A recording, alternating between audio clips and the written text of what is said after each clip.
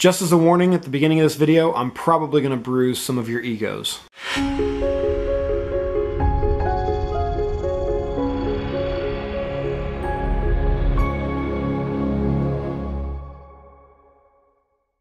What's up everybody, DJ Travis here, and I'm posting a video response to a video that DJ Rick Webb posted in Rate My DJ Setup and on YouTube in response to using DJ facades and why we shouldn't be using them. And I'm going to vocalize some support in that theory, and then I'm also going to vocalize a lot of disagreement with that theory as well. So one of the first things that Rick Webb kind of addressed is being unique, being different, branding yourself by having something unique, such as your setup. And I do completely agree with this. I used to be a Facade DJ as well, and I don't use a Facade anymore. I actually built my own rolling DJ workstation. It's about 50 inches wide, about 25 inches deep, and it stands about 44 inches tall. Fits into my minivan perfectly, but it also doesn't allow me to do things like bring trussing with me, so I've actually had to integrate lighting into it. This is something no one's seen yet, and my gig log for this Saturday will actually show that integrated lighting system to be featured with that. I don't know how I feel about it yet. I kind of want your all's input, and I want input from other DJs on how it's going to look, so definitely keep an eye out for that video. Now when it comes to being unique and being different, that's pretty much all I agreed with on that video, because everything else after that took kind of a very negative turn. And why I say a negative turn is because he started talking about, like, if you wanted to remain an average DJ, then keep doing an average DJ setup. And I don't agree with that at all, because I don't think a DJ setup is a full personification as to who we are as DJs. And I think that really is a misguided way of thinking. Now, first of all, one of the things I want to talk about in disagreement is the fact that a facade is not going to make a difference in whether you are a good, average, or bad DJ. All of that is based on you and you alone. Are you able to read a crowd? Are you able to program accordingly to that crowd to get them to respond well and dance to it? You can have the greatest DJ setup on earth, the most expensive, most elegant, and most different DJ setup on earth. But if you can't play to a crowd and get them dancing, then you are not a good DJ. The funny thing about that way of thinking is the fact that brides are onto that, and they don't put as much care into our DJ setups as we do. We care about our DJ setups way more than a bride does. A bride could care less about the aesthetic. Well, maybe a little bit care, but not nearly as much as we think they care. So let's rewind the clock back to the mid-90s and from the mid-90s all the way to the mid-2000s. So back then, pretty much all we really had to work with was X-stands, rack-mounted equipment that kind of rolled in and everything was already plugged in. All you had to do is plug it into the wall and attach your speakers.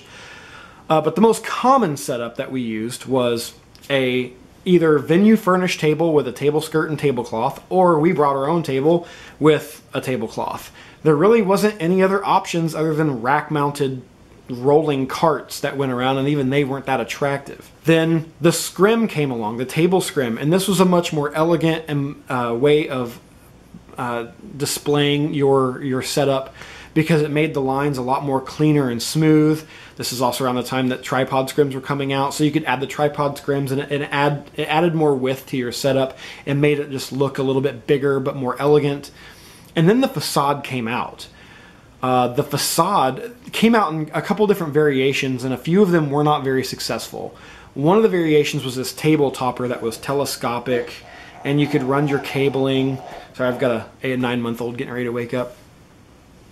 And it just didn't have a very good appearance. It just kind of added to the stuff on the table, and it allowed you to hide things like, you know, a Coke or something. One of the other variations of Facades that came out was basically built out of PVC pipe. I remember it vaguely. It had black cloth, and the PVC pipe made this frame that kind of just boxed your equipment in. It looked really stupid. Then the modern Facade came out, and the modern Facade was 2 foot by 4 foot panels. It accordioned in, it could collapse. It took up a lot less room. It didn't have to be dismantled or taken apart or put back together. So it just was really convenient. And this has remained the standard for a very long time. And there's a few reasons why. Elegance and practicality. So let's talk about the practicality portion of it first. So these things are easy to store. They don't take up a lot of space. They fold up to about that much in width.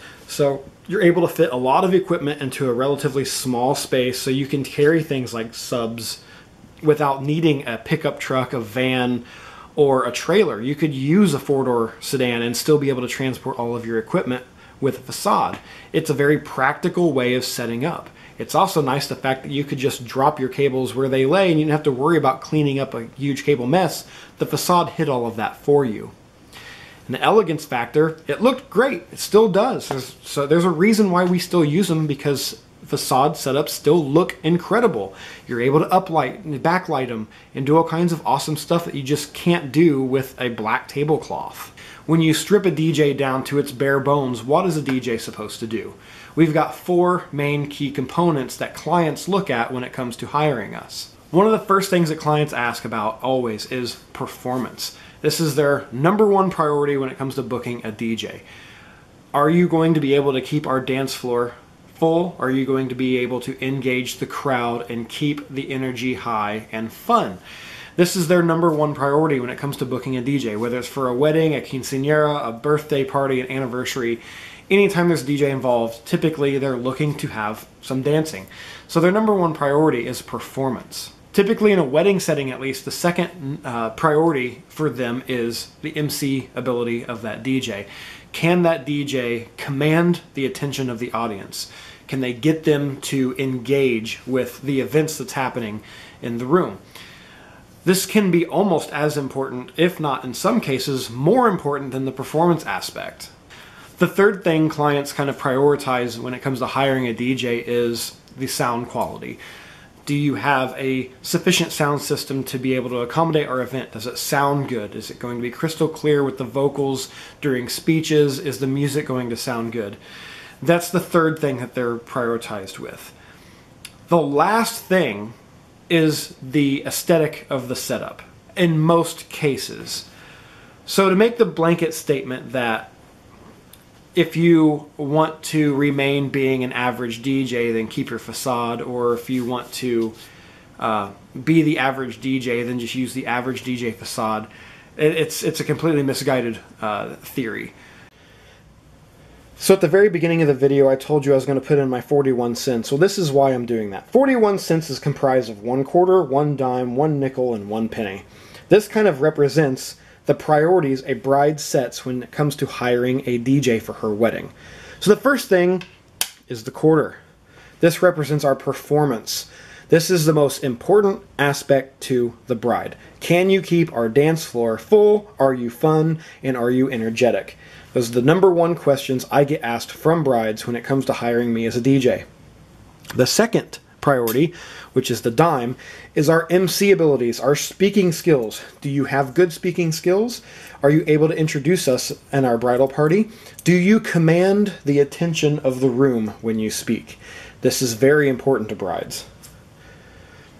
The nickel, the 5 cents of it all, is our audio quality. Do we use quality equipment that has a clear and precise sound? Does it sound good? Because we're going to be dancing, we want something that sounds good. The last thing a bride concerns herself with is the setup. If she was to pay you 41 cents for your services and she loved your performance, she loves your MC skills, and she thought your audio equipment sounded great, but she hated your setup, and she wants her money back solely based on the setup, you still made 40 cents. But if your performance was terrible and she hated your performance, you only made 16 cents. That quarter makes a huge difference where that penny doesn't. Remember, the penny represents your setup. It's the last thing that your bride is concerned about. So like I said at the beginning of the video, I didn't make this video to hurt anybody's feelings. I'm not insulting Rick Webb or anybody else. But I think this way of thinking that a lot of DJs have pushed themselves into when it comes to them caring about their setups more than anything else in their business is a very misguided way of thinking. We need to be more concerned about what can we do for the bride and groom to offer them an unparalleled entertainment experience. That's what being a great wedding DJ is all about. Has nothing to do with our setups. It has everything to do with performance, MC abilities, and the clarity of our sound system. Anyway, sorry if this turned into a huge ramble fest. Like I said, I wasn't out here to hurt anyone's feelings. I'm not mad at DJ Rick Webb. People are allowed to think whatever they feel. And if you think a DJ Facade is what's going to take you from level A to level B, then, you know, then get rid of your Facade and step up your setup. But if you really want to take your abilities to the next level, learn more about different styles of music. That's what's really going to elevate you. That's what's really going to take you to the next level. Learn how to play to crowds. Perfect your programming sensibility, and everything else will take care of itself, and people won't even care if you show up with a setup or not. They just know that you are a great DJ, and that's all they're going to care about at the end of the day.